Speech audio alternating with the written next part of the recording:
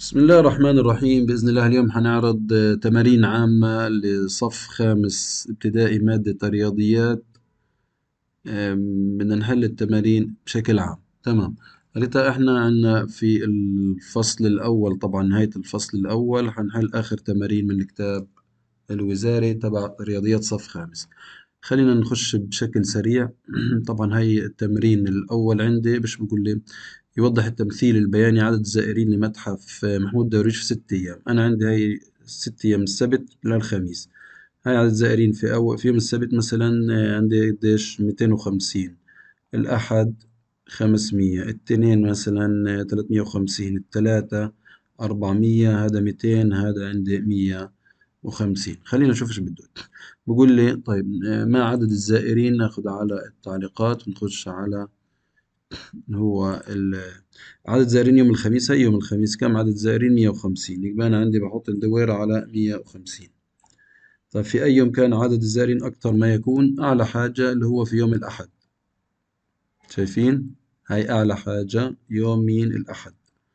يبقى عندي هنا يوم الأحد، وين بدورها؟ طيب السؤال في أي يوم كان عدد الزائرين أقل ما يكون؟ أقل ما يكون اللي هو يوم إيش؟ يوم الخميس. يوم الخميس أقل ما يكون هذا. طيب اللي بعديه ما مجموع الزائرين في يوم الثلاثاء والأربعاء؟ وين الثلاثة والأربعة؟ هي الثلاثة والأربعة. الثلاثة كم كان عندي؟ 400 زائد 200، فبيطلع عندي 600. شايفين هنا 400 زائد 200، يبقى أنا عندي عدد الزائرين 600. هذا 400 زائد 200 يساوي 600. ما الفرق بين عدد الزائرين في أكثر يوم وأقل يوم؟ إيش الفرق بين أكثر يوم وأقل يوم؟ مين أكثر يوم؟ إحنا خدناهم أكثر يوم. طيب نشوفه من هون من الرسمة. أكثر يوم اللي هو 500، وأقل يوم 150. يبقى 500 ناقص 150. هاي بنكتب هنا 500 ناقص 150. تمام. قديش بده يساوي؟ 350 زائر. يبقى هنا بيطلع 350 زائر هي. تمام. نيجي للسؤال اللي بعديه. طبعا لو انت أول مرة عندي بتفوت على القناة، انزل لتحت سجل في القناة وفعل زر الجرس عشان يجيك كل يوم فيديو جديد. ولو مش عامل لايك للفيديو اعمل لي لايك حتى الكل يستفيد. تمام. عملت لايك. خلينا نكمل. قامت اللجنة المرورية في المدرسة بإحصاء نوع المركبات التي مرت من أمام المدرسة. هذه اللجنة المرورية تاعت مين؟ تاعت المدرسة. طيب خلال فترة الاستراحة اللي هي الفرصة القيام بإجراءات. طيب فكانت كما يلي. في عندي مرت شاحنة، سيارة، سيارة، سيارة، شاحنة. تمام. مثل هذه البيانات بجدول الإشارات. إحنا بنعرف جدول الإشارات كيف بده يكون عندي. لقيتها حنرسم لكم جدول الإشارات. قلت إحنا طبعا بدنا نرسم اللي هي جدول الإشارات. طبعا هاي بشكل الإشارات والتكرار. هاي عندي شاحنة، بنيجي نعد. هاي عندي شاحنة، يبقى نحط شاحنة زي كده. هاي واحدة، بعدين هاي كمان واحدة شاحنة،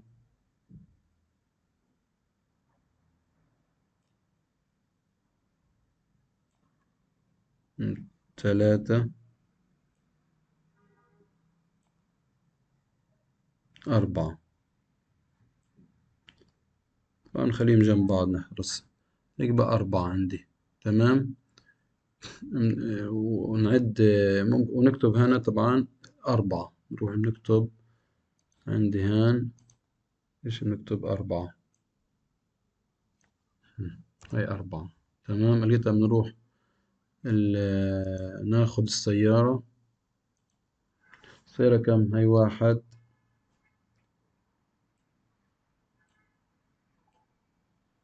اثنين،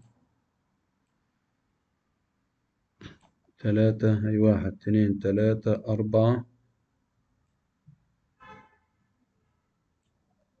واحد، اثنين، ثلاثة، أربعة، خمسة. هاي الخامس كده. هيك بنعمل. هاي أول واحدة خلصناها. طيب عدينا واحد، اثنين، ثلاثة، أربعة، خمسة. نكمل. ستة، سبعة، ثمانية، تسعة، عشرة، حداعش، اتناش. يبقى من هي، رسمنا 5 كمان. 5. هاي واحد، اثنين، 3، 4، 5. 6، 7، 8، 9، 10، 11، 12. يبقى من هي رسمنا 5 كمان. 5 هاي رسمنا 5 كمان. 5 هاي واحد، اثنين، ثلاثة، أربعة، خمسة. 3 4 وهي 5 وهي كمان تنتين، هي 1 هي تنتين، نتأكد منهم. نشوف هيك كده 12. نقول عندي 1 2 3 4 5 6 7 8 9 10 11 12. تمام 12، ونروح نكتب هنا 12. هنا بنكتب 12، يبقى هي أنا رسمت الجدول اللي أنا بدي إياه. هاي مثلناهم. ما عدد جميع المركبات التي مرت من أمام المدرسة؟ نيجي بنجمع، نقول عندي هنا اللي هو قديش 4 زائد 12. يعني أنا باجي بكتب، نكتب اللي هو عندي 4 زائد 12 ويساوي اللي هو عندي 16 مركبة. تمام. طيب الجدول الآتي، خلصنا هذا السؤال.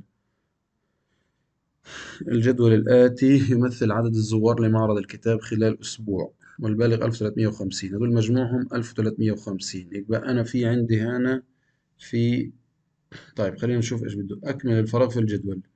يبقى أنا بدي أجيب يوم الثلاثاء، يبقى أنا لازم أجمع هدول.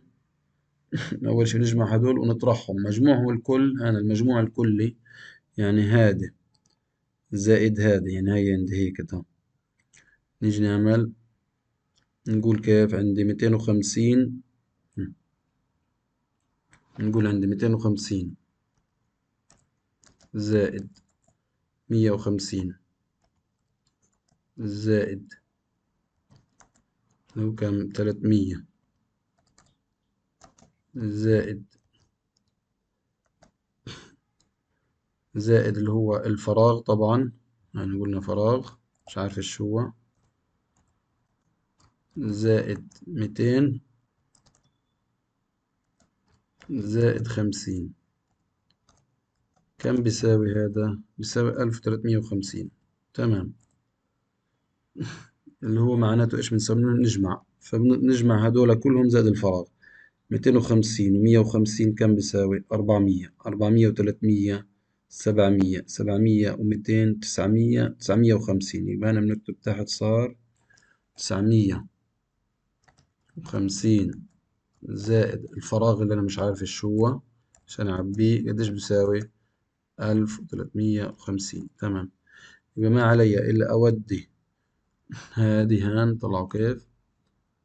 بدي أودي اللي هي 950 هذه بدي أوديها هناك عند 350 وأغير الإشارة تاعتها فبطلع. فهنا لما أوديها بتصير بالناقص، يعني بتصير عندي هنا، شوف كيف بتصير. فبصير عندي الفراغ هذا اللي هي أنا بدي أعبيه. تمام. اللي هو الفراغ إيش بيساوي؟ اللي هو 1350 ناقص 950. تمام. يبقى كم بيساوي؟ 1350 ناقص 950. طبعا بيطلع لي قديش؟ 1900 ناقص 950 عندي هيطلع لي عندي اللي هو 400. تمام. 400 هي لو بدك تيجي تكتبها هنا يعني وتطلعها طبعا طبعا كنا بنعرفها ناقص اللي هو 1000.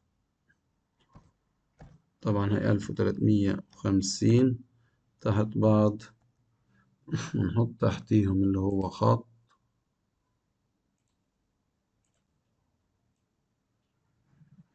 هيطلع عندي، نيجي هنا نحط الإجابة.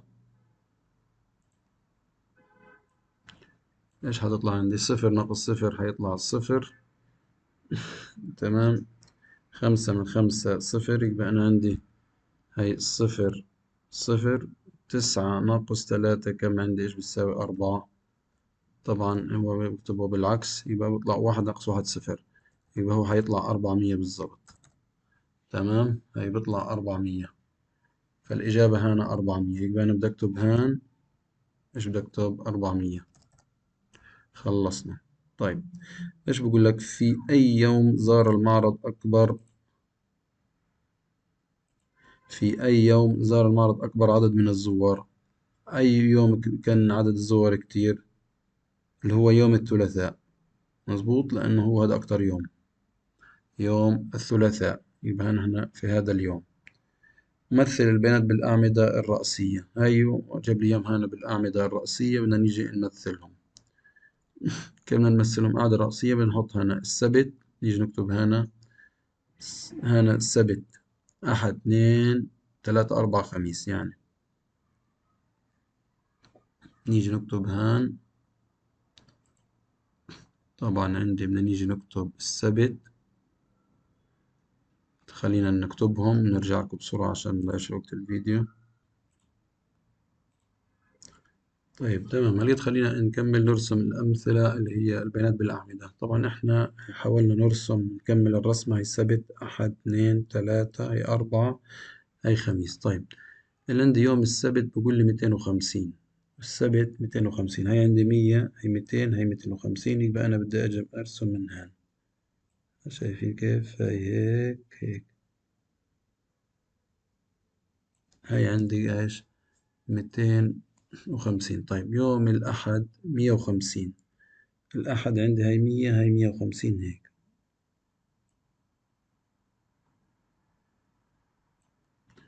هاي الأحد 150.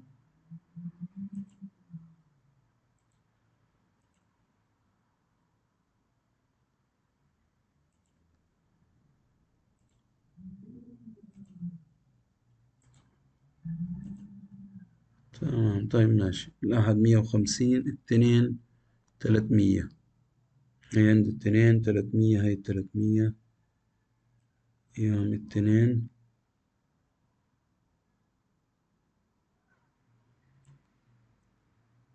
تمام، الاثنين 300.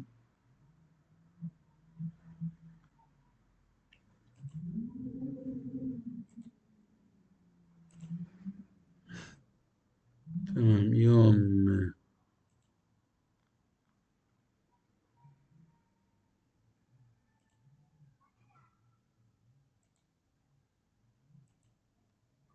الاثنين 300. يوم الثلاثة 400، هاي الثلاثة، هاي 400 عندهم. صعبة طبعا هيك.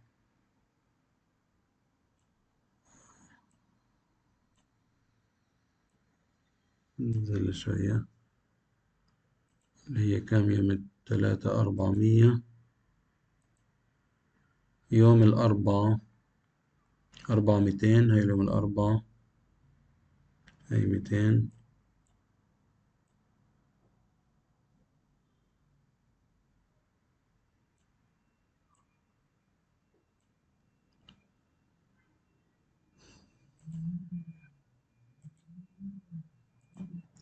والخميس، الخميس عندي كام؟ 50. هاي يوم الخميس 50. هاي من هون،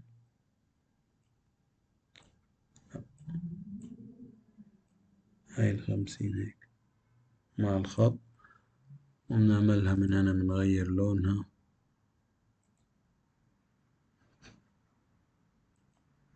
تمام، يبقى هي أنا عندي رسمت الجدول اللي هو جدول الرؤوس. تمام، هيك خلصت. شايفين ببساطة مثلنا البناء. طيب أكمل تمثيل البناء المقابل من الجدول الذي يوضع عدد الأسماك التي اصطادها 4 أصدقاء. تمام، هاي هو رسم لي إياهم، بدي أكمل الجدول. هاي الاسم عندي سلوى، حاطة اللي هي قديش سلوى؟ 12، 18 و6 و10. طيب أنا أجي عند سلوى أحط هنا رقم قديش؟ 12، أو أجي أكتب الحقل هنا. لقيت أبدأ أكمل الحقول، وبعدين نبدأ نرسم. تمام، يبقى إحنا هنا رسمنا عندها هي 12، هي 18، وهي 6. حتى بدنا نجيب سمير. سمير عند 6، نيجي عند سمير هان، هاي بنرسم 6 هيك، هاي 6. تمام، بعديها بناخد 10 اللي هي 12 هنا 10، بنروح بنرسم عند هنا 10، هاي هنا محمود.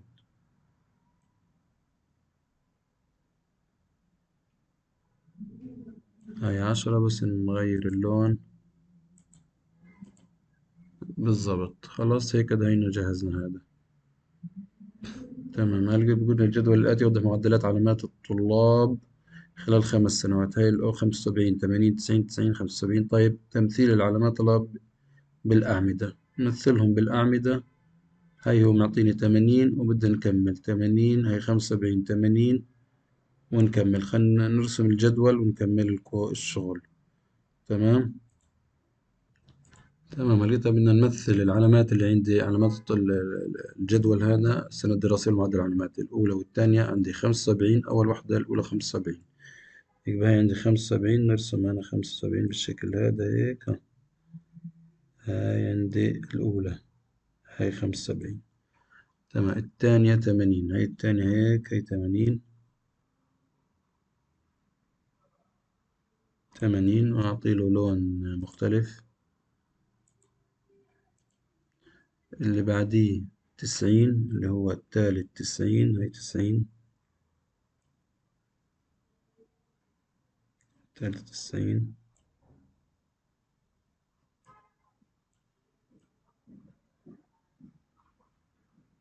تمام. أعطي له برضه لون، هاي عندي لون أصفر. اللي بعديه 90 برضه، الرابعة.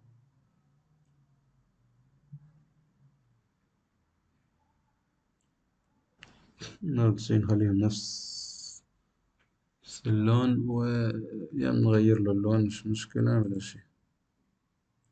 هاي لون أخضر. وآخر واحد اللي هو 95، اللي هو هذا عندي.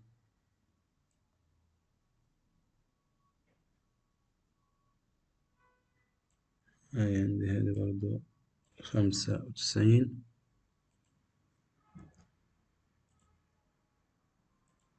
تمام. نعطيله لون مختلف 95. يبقى أكملنا تمثيل البيانات بالشكل التالي، نفس القانون. تمام كده. طبعا بنكمل البيانات. هي قام مزارع من جنين بزراعة بذور الحمص في نوعين من التربة، رملية واحدة رملية والثانية طينية. الجدول الآتي يوضح طول نبات الحمص بالسنتيمتر. مثل البيانات بالخطوط على النحو الآتي. استخدم اللون الأحمر لتمثيل طول نبات الحمص. أول إشي تربة في الحمص، التربة الرملية، يبقى التربة الرملية حمص، والتاني باللون الأخضر يعني حمص. يعني هذا سهل. طيب نحاول نعمله بشكل سريع.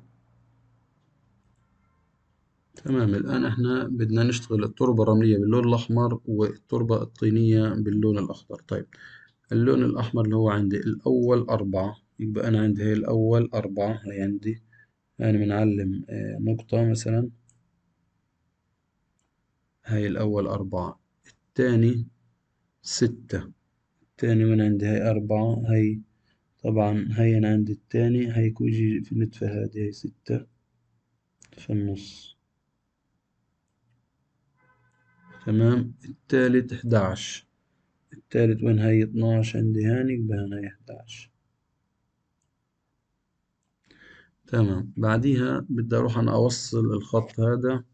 هاي علامة النقاط بالضبط. بدي أروح أجيب الخط، أحط عندي هنا خط الأحمر. هاي نبدأ من هان طبعا. بدي أبدأ هاي الخط هيك. خلينا نبدأ. طبعا هو خط خط يعني أمشي هيك. ملاحظين؟ استنى شوية. عند هان. بعديها بعمل كمان خط من هان هون. هاي من هان ينزل هان. هيك أنا بكون رسمت الخطين.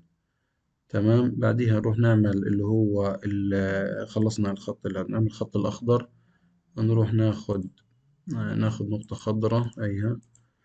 نيجي نحط الأول 8. هاي الأول نروح على 8، يبقى نحط هنا دويرة خضراء. هاي عندي دويرة خضراء. بعدين التاني 16، وين 16. هاي عندي هنا 16، هاي هنا بالضبط. هاي والتالت 26. هاي التالت عندي هاي 24. 24 هاي 28. هنا تجي التالتة هاي 26. تمام. طيب نروح نرسم اللي هو لون أخضر. نخط هنا على الخط، هي خط أخضر. نبدأ من وين؟ من هان. طبعا هي نبدأ من هنا، طبعا هو من بداية الخط، بس أنا عشان عندي في الرسم مش هيظبط. هي هيك، هي أخضر.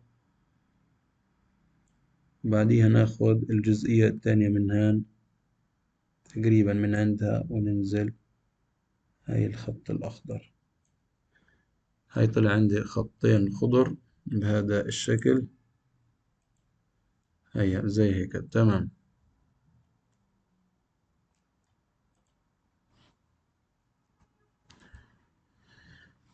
هاي مثلنا البيانات. بناء على البيانات في الجدول، أيهما أفضل لزراعة النبات؟ الحمص اللي هي التربة الرملية أم التربة الطينية؟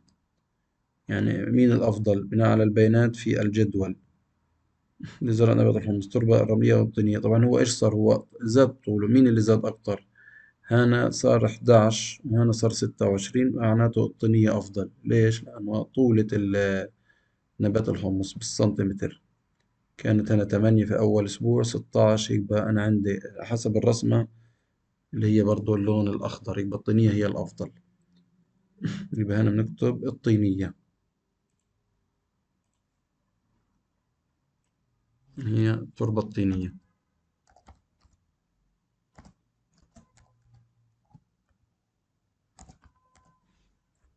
تمام، هي التربة الطينية هي اللي أفضل. وهيك بيكون تمام. ناخد المثال اللي بعديه بس بشكل سريع ونخلص. أتم الشكل المقابل ثم أجد المدة الزمنية التي زاد فيها عدد أفراد العائلة بمعدل شخص في كل عام. طيب، بقول لي تأمل الشكل المقابل ثم أجد المدة الزمنية التي زاد فيها عدد أفراد العائلة بمعدل شخص في كل عام. طيب نجيب شخص. هاي أنا هذا زاد، طبعا هاي النقطة الأولى، هنا زاد شخصين بزبطش.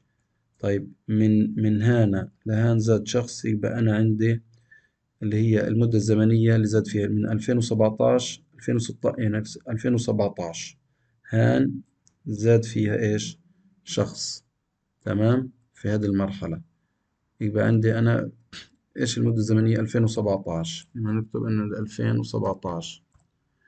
طيب مين كمان عندي زاد شخص؟ من برضه من 2017 ل 2018، يبقى عندي كمان في 2018 برضه زاد شخص. يعني ممكن نكتب من 2000، يعني أنا ممكن أكتب من 2016، يعني ممكن أكتب زي كده هيك 2016. هيها بحط هنا شحطة خط من 2017 ل 2018، اللي هو يعني زاد هي حسب الرسمة. هاي 2016 2017، ومن 2017 ل 2018 زاد شخص، هو أنا عدد الأشخاص وحسب الرسمة. تمام. طبعا هنا بيكون في سهم، يعني عشان أورجيكم هنا في سهم بين هذه وهذه، إنه أنا هنا عندي هيك زاد وهي عندي هنا هيك زاد شخص. 2017 زاد شخص واحد. بهيك احنا أنهينا هذا الفيديو. لو عجبكم الفيديو اضغطوا لنا لايك، وشكرا كتير لكم.